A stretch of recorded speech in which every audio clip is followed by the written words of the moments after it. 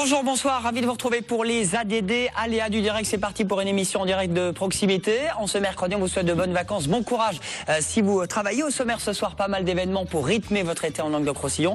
Si vous aimez les chevaux, vous allez vous régaler avec les nuits équestres de Béziers. Nouveau rendez-vous dans les rues du centre-ville du chef-lieu biterrois du 14 au 18 août. On en parlera avec José, son organisateur, qui est sur le plateau ce soir. Bonsoir José. Bonsoir. Pour parler d'un autre bel événement, c'est à la Grande Motte, c'est Cavadélis, éphémère, le spectacle création sympa, c'est à 21h30, ce sera le 4 août à la Grande Motte, toujours pour les chevaux. Les amoureux du ciné et de la musique, eh bien vous allez vous régaler avec les Nuits d'eau. Alors ça c'est fin août, 22, 23, 24, 29, 30, 31 août, comme s'il n'y avait pas assez d'événements ces prochains jours. Mais c'est Sabine qui va nous en parler avec nous. Bonsoir Sabine, avec du ciné et évidemment de la musique sous chapiteau pour cette 10e édition des Nuits d'eau avec TV Sud. C'est dans le domaine du Conseil Général de l'Hérault, le domaine d'eau à Montpellier.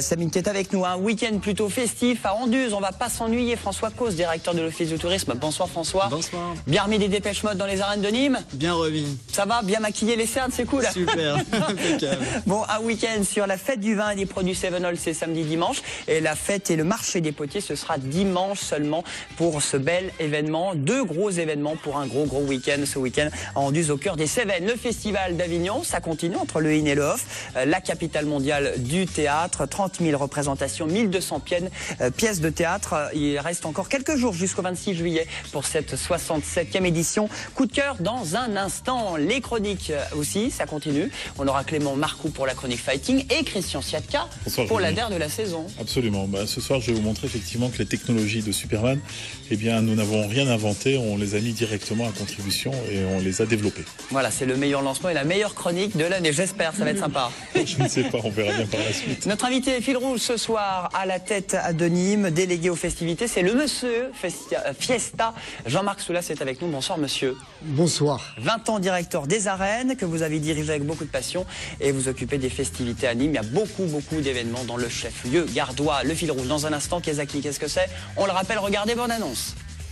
Wow, du 1er avril au 30 juillet, participez au grand jeu le Kezaki 2 avec TV Sud et LCM et gagnez une Opel Adam et plein d'autres lots. Des séjours à Port-Aventura, des allers-retours pour la Corse avec la SNCM, des places de concert avec Sud Concert, des chèques cadeaux avec Cœur de Nîmes et des entrées pour les plus beaux sites touristiques du Gard. Pour jouer, rendez-vous sur www.kezaki2tvsud.com. C'est jusqu'au 30 juillet. Allez, il vous reste encore quelques jours. Voici les titres à la une avec la rédaction.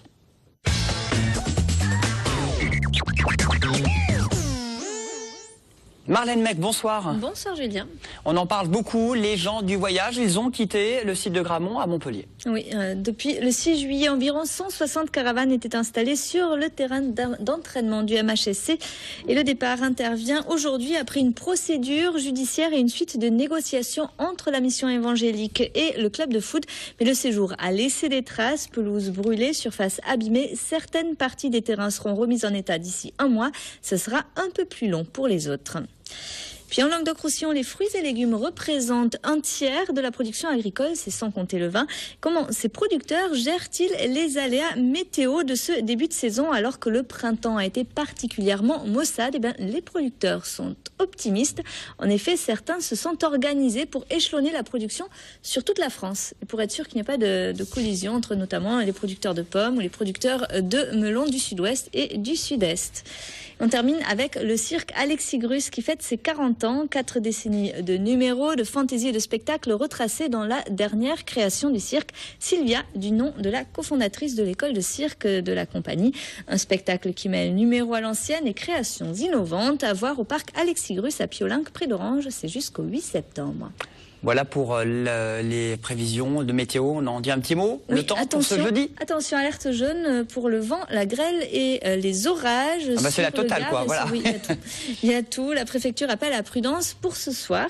Aujourd'hui, donc demain, toujours en temps couvert et orageux. Le matin, les températures seront comprises entre 21 et 23 degrés le matin. L'après-midi, il fera 29 à Alès, 30 à Béziers et 31 à Nîmes et Montpellier. Bon, il fait chaud un petit peu partout. C'est encore l'été, mais soyez prudents. Merci beaucoup, Marlène. À tout à l'heure. Oui. Jean-Marc Soulas, 100% Nîmois. Ah oui. Ah oui. Ça oui. On l'est. 2 mars 47. Ouais. 66 ans, si je suis bon en maths. Exact. Vous avez été directeur des arènes pendant 20 ans. Oui, j'ai eu le privilège de vivre pendant 20 ans dans ce lieu qui vous apporte, qui vous demande autant que ce qu'il vous apporte. C'est pour ça que je dis souvent aux producteurs, faites attention, des arènes, on n'en sort jamais comme on y est rentré, soit grand ou écrasé. Voilà. Alors vous êtes ressorti comment des Je ne arènes? suis pas encore ressorti, complètement, puisque je finirai mon mandat, c'est le cas de dire, au mois de mars. Hein. Mais on appréhende, parce que si vous êtes en fusion avec le bâtiment, il va vous apporter un plus si vous rentrez. Par contre, si vous arrivez un peu petit, que vous voulez le décorer, que vous voulez le transformer, là, ça ne pardonne pas. Si on va dans les arènes, c'est parce qu'il faut que ça sente les arènes. Et là, c'est un lieu qui... Bon, vous avez vu hier soir Dépêche Mode. Vous savez, il y a beaucoup de productions, Ben Harper et d'autres, qui disent on vient ici parce qu'on est bien ici. Alors on ne va pas dire que nous sommes le nombril du monde, pas du tout. Mais il y a quelque chose qui se dégage, et encore hier soir, c'était extraordinaire. Quand vous voyez tous ces gens debout, là, jusqu'à 20 mètres sur votre tête, c'est formidable. Je pense que c'est le plus beau lieu de la région, peut-être avec le Théâtre de la Mer à 7, en fonction des... Souvent on le dit sur Internet, sur les réseaux sociaux. Vous êtes allé voir Dépêche Mode alors? Ouais, c'était incroyable. Incroyable. Au milieu des arènes de Nîmes, de gauche à droite, de haut en bas, c'était merveilleux. On disait, là c'était vraiment la grandeur des arènes hier soir. 12 000 personnes, la capacité maximale? 11 500. 11 500. Il a les chiffres, hein? Ah ben oui, quand même, si vous ne connaissez pas les chiffres. Non, mais c'est vrai qu'à partir de la moitié du concert, tout le monde était debout. Et ça, c'est un repère. Quand vous faites lever toutes les arènes, c'est que là, il y a un échange qui se passe. C'est que Dépêche Mode a été bon. Le début du concert a été, je dis pas froid, mais c'est allé crescendo. Et c'est quand tout le monde est debout que là, vous avez des frissons. Et tout le monde voit. Tout le monde est debout et tout le monde voit. Les Romains avaient fait quelque chose d'extraordinaire. Extraordinaire. Bon, vous êtes délégué aux festivités depuis 6 ans. Ouais. Comment vous êtes arrivé à rejoindre la municipalité de Nîmes? Lorsqu'on est nîmois depuis donc, j'avais 42 ans, qu'on passe 20 ans dans les arènes, on a une certaine idée de ce que pourrait être la vie festive. Et donc, un an avant l'échéance, j'ai rencontré le maire, Jean-Paul Fournier, et je lui ai dit voilà ce que j'aimerais faire. Il m'a dit pourquoi pas. Je veux dire, il faut être élu, c'est pas se présenter sur c'est rentrer avec un projet. C'est s'impliquer dans une démarche. Moi, je connais des gens qui ont connu leur délégation le lendemain des élections. Bon, c'est surprenant. Je veux dire que tu es élu, mais c'est parce que tu veux rendre un service, tu apportes quelque chose. Et moi, je suis resté dans ma spécificité, c'était l'animation de la ville. Voilà. Est-ce que vous êtes régalé durant ces 6 ans? Oui, le mandat n'est pas terminé. Non, mais oui. Et oui, je suis un passionné des gens, des choses. Je me suis régalé, c'est certain. J'ai beaucoup donné, mais je ne peux pas dire que j'ai passé 6 ans désagréables. Loin de là. Alors c'est un mandat intéressant pour vous, surtout ce domaine des festivités. Est-ce que c'est de la politique pour vous finalement quand on est délégué aux festivités? C'est différent quand on est délégué à l'urbanisme. Oui, bien sûr. Mais l'implication, la motivation, l'envie est la même. Je crois que faire de la politique, c'est apporter quelque chose à la collectivité. Là, les territoriales, après c'est le conseil général, après c'est la région. C'est apporter quelque chose. Bon, vous avez apporté pas mal de choses. C'est quoi votre plus grande fierté, entre guillemets, sur pendant ces 6 ans? Parce que le Festival de Nîmes existe depuis 17 ans, mais vous êtes fier sur quoi en disant ça, on a fait un bon job? Non, mais fier tout seul, non. C'est une équipe. Il faut d'abord penser qu'une équipe. Ce qui était intéressant, c'est lorsque les gens vous font confiance. Et c'est vrai que là, le maire me fait confiance. On a créé pas mal de choses. Et après, on voit au travers de ce que disent les gens, mais la fierté, elle est collégiale. Hein, c'est tout le monde. Parce que vous pouvez avoir une idée. S'il n'y a personne autour de vous, l'idée, elle restera idée. Voilà.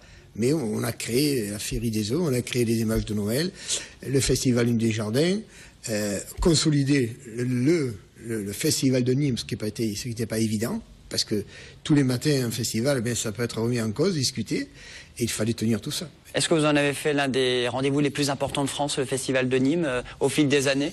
Non, alors là aussi, il ne faut pas être trop prétentieux. Je pense qu'on fait partie... Alors qu'on a une des salles les plus petites par rapport au Charrue et d'autres, 11 100 places, où on se trouve dans le top 5 ou le top 10. Oui. Alors c'est 12 dates, 100 000 personnes environ, et ça continue là. Alors c'était Dépêche Mode. Ce soir c'est Neil Young. C2C, ce demain, sera C2C. Jeudi. Et on finira avec hors festival Sardou et Star 80 mercredi. Et C2C, c'est ça, ce sera dans les arènes de Nîmes. Écoutez, regardez, c'est jeudi soir.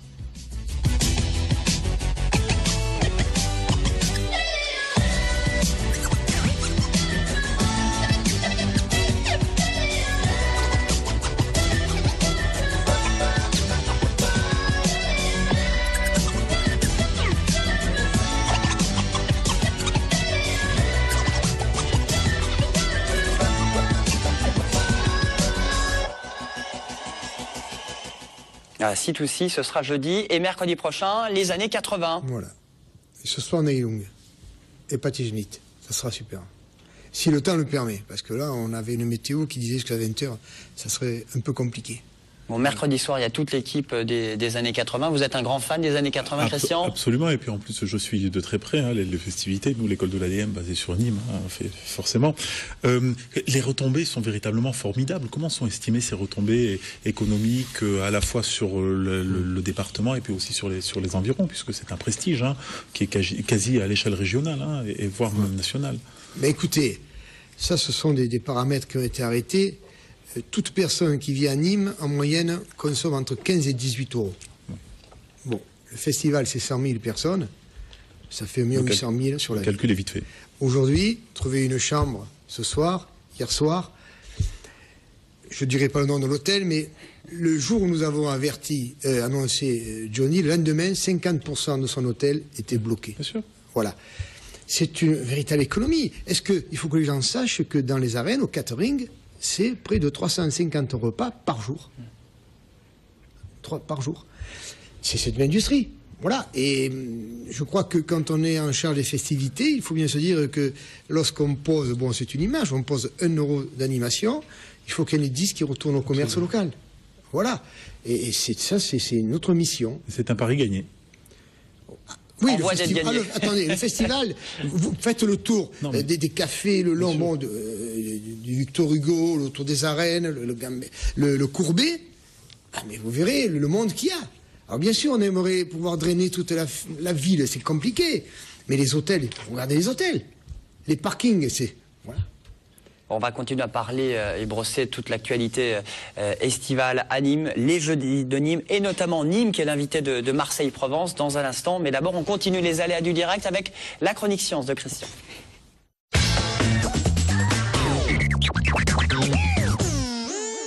Alors on va parler de mémoire, de stockage de données. Absolument. Écoutez, moi ce qui m'intéresse, vous savez qu'actuellement, avec tous les instruments multimédia que nous avons, les téléphones portables, les tablettes numériques, eh bien se pose un gros problème de stockage. Donc vous voyez, avant il y avait ces petites disquettes. Oh les disquettes. Les vieilles, c'est quelle année disquettes, ça vous voyez, bon ça on est jusqu'aux années 2000 quand même, les disquettes. Ensuite on stocke sur CD, DVD et maintenant le Blu-ray. Et puis il y avait ces supports, ces disques durs maintenant qui ont quasi presque disparu. Et puis on connaît les mémoires flash.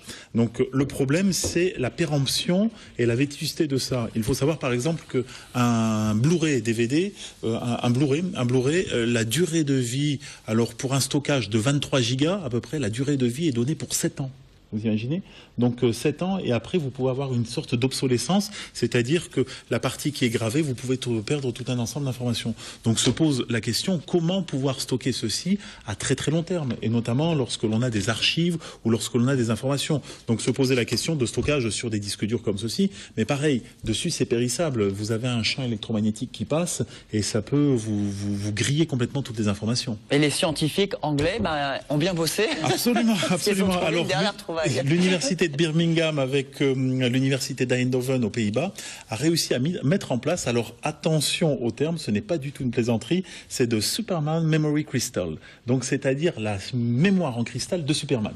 Rappelez-vous dans les années 1978. On fait un petit flashback alors quand Superman arrive, il dit comme ça à un moment donné, oh moi j'ai la mémoire de mon père qui est dans un cristal. Et regardez, on le voit là à l'image, c'est la kryptonite.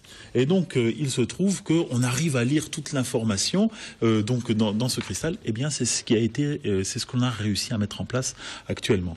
Je ne sais pas si vous avez vu, il y a la possibilité d'avoir des gravures laser dans des verres. Regardez, vous voyez ces types de gravures. Alors ces types de gravures, ce sont donc des cristaux, ou ce sont des morceaux des blocs de verre dans lesquels on va graver des images, et ces images en fait, eh bien la technologie c'est fait par une technologie laser. Eh bien l'objectif c'est de graver de l'information dans ces cristaux. Mais l'avantage, c'est que si vous gravez ceci donc dans du cristal, dans du verre ou même voire dans du diamant, eh bien la durée de vie est donnée pour plusieurs millions d'années.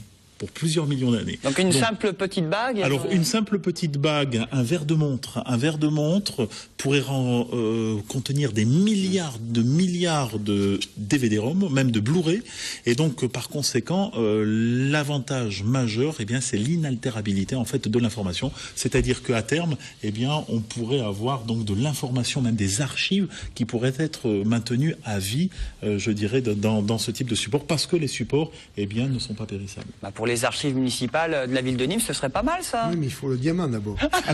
Alors, justement, imaginez-vous que la technologie donc de gravure sur du diamant a été mise en place déjà depuis 3 ou 4 ans, et l'idée c'est de tomber sur un support, je dirais, qui est somme toute un peu plus commun. Donc on est tombé sur du cristal, et maintenant on est tombé sur du verre, en fait matériau composite qui est fait de nanoparticules, où l'on va pouvoir gérer précisément, et les verres, on sait qu'il est inaltérable, et en plus celui-là il sera incassable. Bon, une mémoire en cristal comme Superman. Alors vous voyez, moi je pense que d'ici une vingtaine d'années, on aura tous notre petit stylo avec notre détecteur laser qui est une technologie qu'on appelle femtoseconde, qui va permettre de lire toutes les informations à distance. Vous aurez une petite boucle d'oreille avec un diamant, on va pouvoir lire toutes les informations qui vous intéressent parce qu'à l'intérieur il y aura toute la gravure. Bon. C'est véritablement formidable en matière de quantité de stockage et surtout sur la qualité de stockage. Allez, au revoir vieille disquette. Au revoir vieille disquette, au revoir vieux disque dur, et puis retour donc des technologies de Superman que l'on n'imaginait pas. Et rebonjour Sabine Maillard. Rebonjour. Bon, vous avez une bague, vous, en diamant? Non, pas encore? Pas du tout. Pas du tout. Bon, les Nuits d'eau, on va parler d'un bel événement parce que c'est à Montpellier, au nord de la ville, au domaine d'eau. Bel endroit déjà, sous les pins, les oliviers. Vous êtes la directrice d'Hérault Musique. Nuits d'eau, 22, 23, 24, 29, 30, 31 août, histoire de bien terminer les vacances. Alors c'est du ciné et de la musique, et ça fait 10 ans que ça dure. Voilà, on va fêter notre 10e anniversaire avec un concept qui a inchangé depuis le début, qui a fait ses preuves. C'est un mélange de concerts live et de projections de films. Donc en fait, on organise chaque soirée autour d'un thème et on fait un concert en début de soirée vers 20h, une projection de film dans un amphithéâtre de plein air quand la nuit tombe vers 21h30. Et pour ceux qui veulent poursuivre la soirée, il y a un 3e concert sous chapiteau dans un autre lieu du domaine entre 23h30 et 1h du matin. Alors des fois ça fait concert, film, concert. Voilà. Hein, alors c'est 6 ambiances, 6 thèmes. En fait à chaque fois c'est une soirée thématisée entre la musique et le film. Voilà, on choisit un thème. Donc soit on choisit un thème qui nous plaît, soit on part d'un film qui nous plaît, soit on part d'artistes qui nous plaisent et on construit la programmation autour de cela. Voilà, donc 6 thèmes différents pour 6 soirées. Alors vous en avez fait une ambiance cubaine un soir, une soirée reggae, une soirée... Voilà, cette année on a 6 thématiques, donc une douce nuit, une soirée reggae, une soirée science-fiction, et puis les 3 autres soirs, on a une nuit cubaine, une nuit traditionnelle, enfin tout sous Larzac, et puis notre nuit d'anniversaire.